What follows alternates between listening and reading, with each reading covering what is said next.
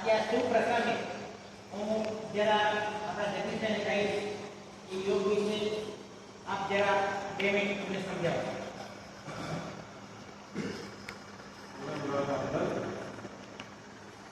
પહેલા તો આંતરરાષ્ટ્રીય યોગ દિવસ 21મી જૂન ખાલી એમનેમ નથી થયું, એક એસ્ટ્રોલોજીના પ્રમાણે એ દિવસને આપણે સિલેક્ટ કરવામાં આવ્યો છે. એ સનાતન સંસ્કૃતિનો એક ભાગ છે.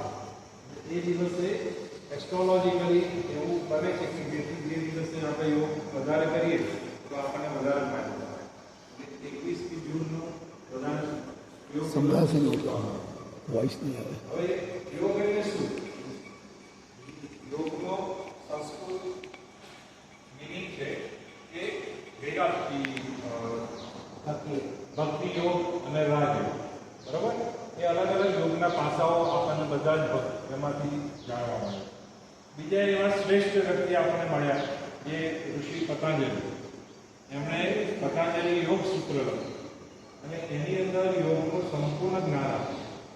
અને એની અંદર એમણે કહ્યું કે યોગ ચિત્તવૃત્તિ નિરોધક, એટલે કે મનની અંદર જેમ આપણે દરિયામાં જોઈએ મોજા ઉછળે છે એવી રીતે મનની અંદર વૃત્તિઓનું ઉછળ થતું હોય છે, ઉપર નીચે થતું હોય.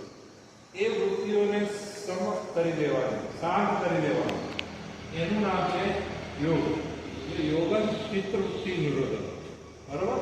અને ભગવદ્ ગીતામાં કૃષ્ણ એવું કહ્યું કે સમત્વમ યોગ ઉચ્ચતે, એટલે દરેક કન્ડિશનની અંદર કોઈ પણ પરિસ્થિતિ આવે આપણું મન એકદમ શાંત કરે તો એ પણ યોગ થયો કરીએ તો આપણે યોગ પુરુષ તરીકે આપણે સિદ્ધ થયા કહેવાય. અને યોગ એટલે 1 કલાક માટે કે અડધો કલાક માટે કરવાની પ્રક્રિયા નથી, આખા જીવનમાં સતત બનતી પ્રક્રિયા. એટલે આપણે સતત સભાનતામાં રહેવું પડે જેથી કરીને આપણે નિયમો પાડીએ, પ્રાણાયામ સતત થતા રહે, આપણા શ્વાસ ઉપર હંમેશા ઓલવેઝ અવેર રહીએ. આપણે શ્વાસ લેવો તો આપણને ખબર નથી હોતી, પ્રાણાયામમાં શું હોય છે આપણને ખબર હોય, એટલો સરસ. એટલે સતત એ પ્રક્રિયામાં રહીએ તો મન બિલકુલ શાંત રહે. મનની અંદર વિચારો જે ખરાબ થતા હોય છે, મનની અંદર આપણને અલગ અલગ મનની બધી દૂષણો જે થતા હોય છે એ બધામાંથી દૂર રહીએ, પ્રફુલ્લિત રહીએ, સચ્ચિદાનંદ સ્વરૂપમાં આવી શકીએ. તો એ યોગ થયો કરે. બરાબર? તો બધાને યોગ દિવસની ખૂબ ખૂબ શુભકામનાઓ અને બધા યોગમય અને યોગ પુરુષ તરીકે સ્વસ્થ અને મસ્ત રહે એવી શુભકામનાઓ. એટલા માટે એક તો આપણને ખબર છે કે આપણે બધા માટે ઉઠી જઈએ 6:30 યોગમાં આવવાનું હોય છે તો બધા નાહી ધોઈને આવે. કદાચ આ એવો પહેલો વૃદ્ધાશ્રમ હશે કે જેમાં વૃદ્ધો આટલા વહેલા ઉઠતા હોય અને નાહી ધોઈને યોગમાં આવતા હોય અને પછી ચા નાસ્તો કરતા. બાકી ઘણી બધી જગ્યાએ ખાંડીઓ પણ પહેલાં ચા પીએ. આપણે ત્યાં આટલી તંદુરસ્તી આપણે જોઈએ છીએ. બરાબર છે? તમે લોકો બધા 4:30 5 વાગે ઉઠી જાઓ છો. બરાબર? આપણા મેનેજર છે એ પણ તમે જાણો છો 4:30 ઉઠે છે. બરાબર છે? હું પણ તમને ખબર છે વહેલો ઉઠીને દોડું છું, યોગ કરું છું.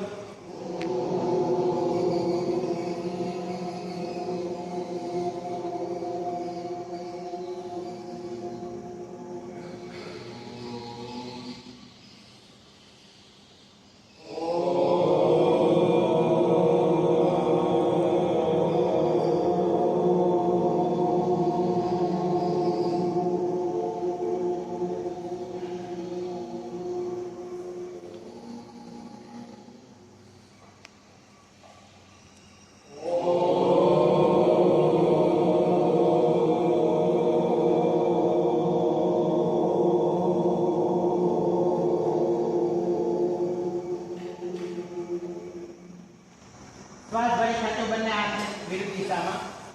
હાથ ખેંચાણ સાથે કમરના નીચલા સાથે જમણી બાજુ ઝૂકો. જમણી બાજુ ઝૂકો.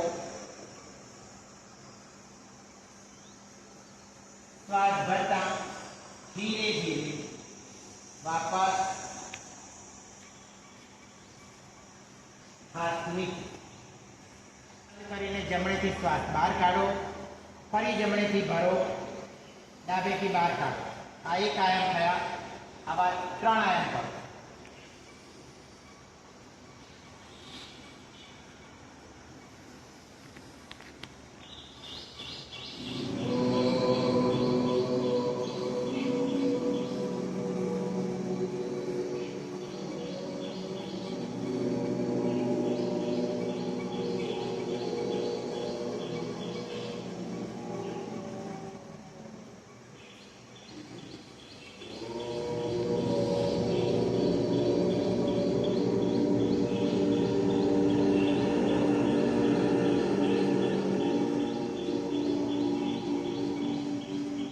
આપણું સતત ધ્યાન ત્યાં રાખીને ઈષ્ટદેવ અથવા ઓમની સ્થાપના કરીને સતત એને જોવાનો પ્રયાસ કરીશું.